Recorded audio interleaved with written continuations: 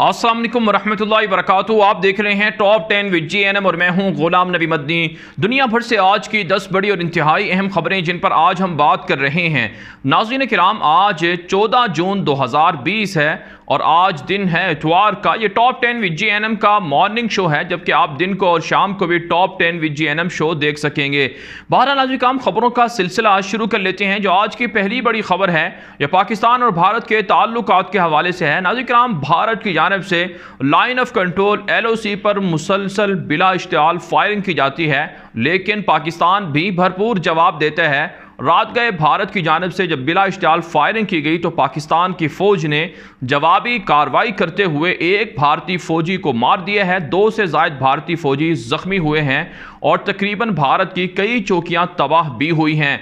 रवां साल अब तक 5.5 माह से ज़ायद के अरसे में तकरीबन 3 दर्जन से ज़ायद भारतीय फौजी पाकिस्तान के हाथों मारे जा चुके हैं और कई जख्मी हुए हैं।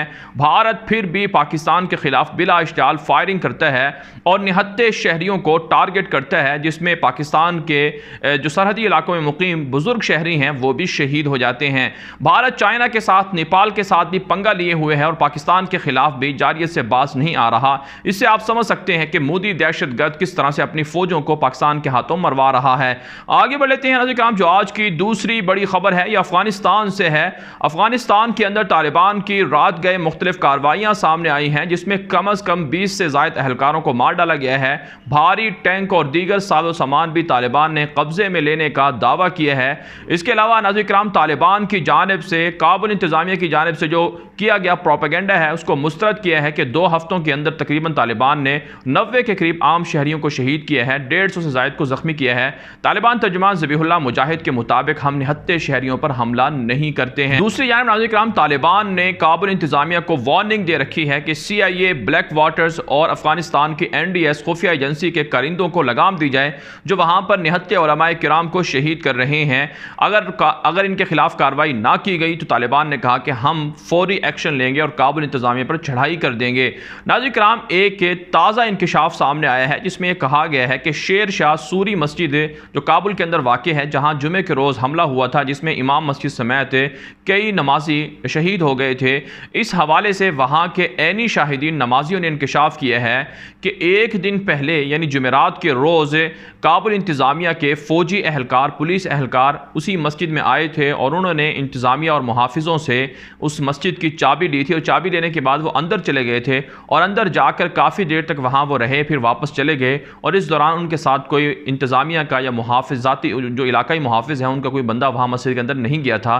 इससे ऐनी जो शाहिदीन हैं, नमाजी हैं, वो ये कह रहे हैं कि काबुल इंतज़ामिया के लोग आकर बम फिट करके गए थे, जिसकी वजह से वहाँ के इमाम मस्जिद और दीगर शहरियों को शहीद किया गया। यही वजह है नाज़रीन किराम, उलमाए किराम के खिलाफ जो हमले हैं काबुल इंतज़ामिया के, इन पर तालिबान ने कहा है कि ये बैरूनी और अंदरूनी दुश्मन हैं जो अमन माहिदे को सबोताज करना चाहते हैं और खाना जंगी को हवा देना चाहते हैं।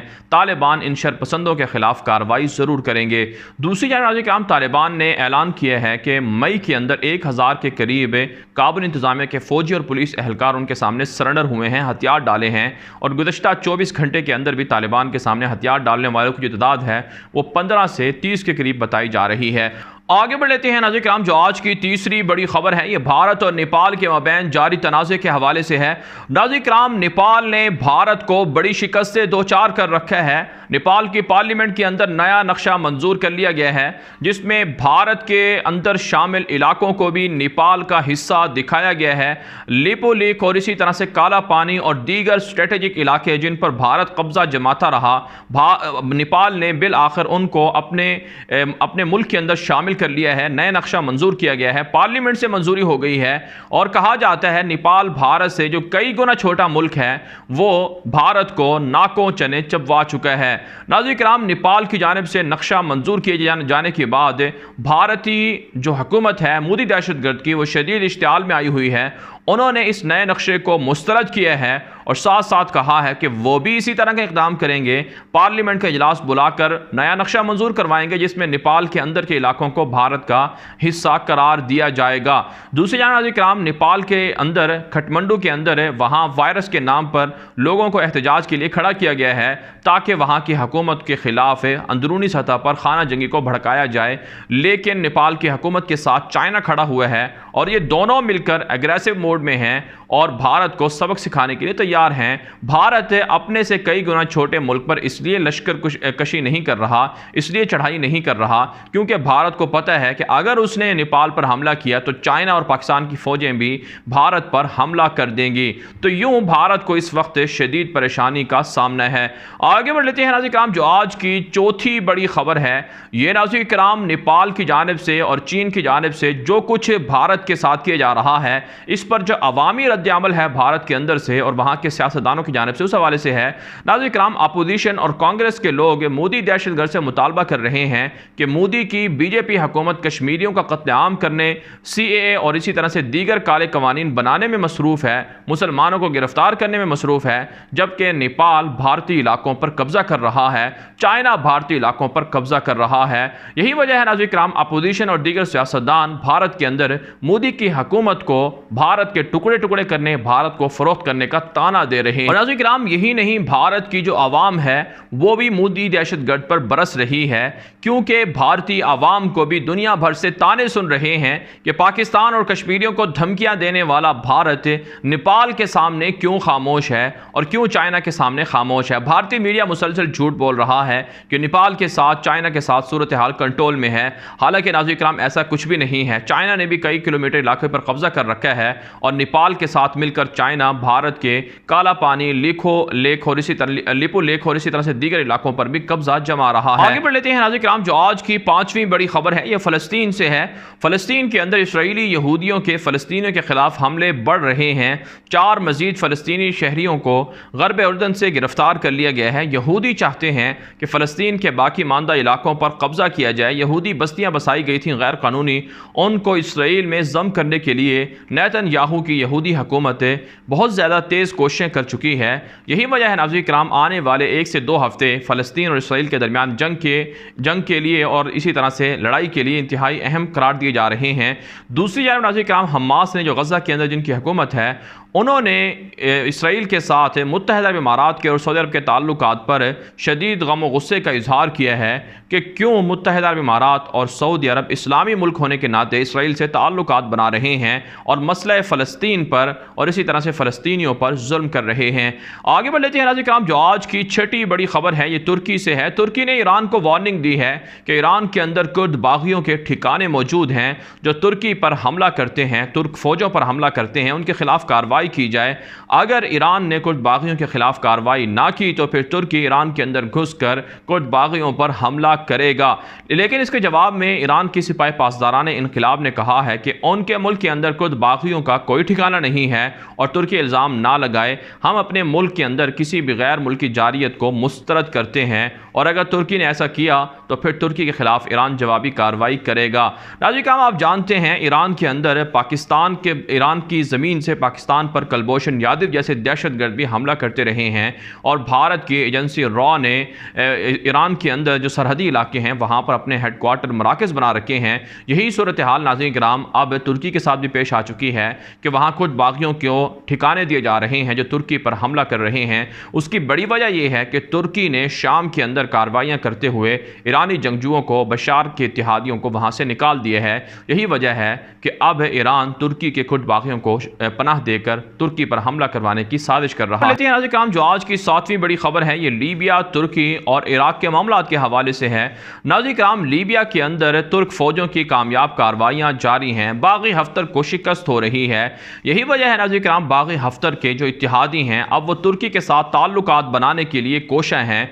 यही वजह है नाज़रीन किराम कि आज इतला सामने आ रही है कि रूस के वज़ीर ख़ारजा, रूस के वज़ीर दिफा वो तुर्की के अंदर आज पहुँच रहे हैं जहाँ उनकी तुर्क हुकाम से मुलाकात होगी और रूस चाहता है कि शाम की तरह लीबिया के अंदर भी जंगबंदी हो और जो ज़र खरीद वहाँ जंगजू रूस ने पहुँचाए हुए थे लीबिया के अंदर उनको बचाया जाए और रूस ने जो असलहा या आप कह सकते हैं वहाँ पर जो जंगी सरगर्मियाँ शुरू कर रखी थी उनको किसी न किसी तरह से पुरअमन तरीके से इनखला किया जाए, उनको निकाला जाए। यही वजह है कि रूस मुतालबा कर रहा है तुर्की से कि उनके साथ मामला तय किए जाएँ और जंग बंदी लीबिया के अंदर की जाए। दूसरी जानब नाज़रीन किराम, इराक़ की अगर बात कर ली जाए तो आज भी इराक़ के अंदर अमरीकी फ़ौजी अड्डा है ताजी के अंदर, ताजी फ़ौजी अड्डा अमरीका का, वहाँ पर एक मिसाइल हमला हुआ है जिसमें कोई जानी नुकसान तो नहीं हुआ, लेकिन मुसलसल हमले अमरीकी फ़ौजी अड्डों पर, अमरीकी सफारत खानों पर बढ़ रहे हैं। दूसरी जानब नाज़रीन किराम, इतलात ये भी सामने आ रही हैं कि इराक़ी हिज़्बुल्लाह ने अमरीकियों को वार्निंग दी है कि अगर आपने मुस्तकिल तौर पर इराक़ के अंदर रहने की कोशिश की तो भारी इसका मुआवजा अमरीकियों को अदा करना पड़ेगा। आगे बढ़ लेते हैं नाज़रीन किराम, जो आज की 8वीं बड़ी खबर है, ये अमरीका, बरतानिया, ऑस्ट्रेलिया और दुनिया भर के अंदर सियाह फाम अमरीकी शहरी की हलाकत के बाद जो मुजाहरे हैं उस हवाले से है।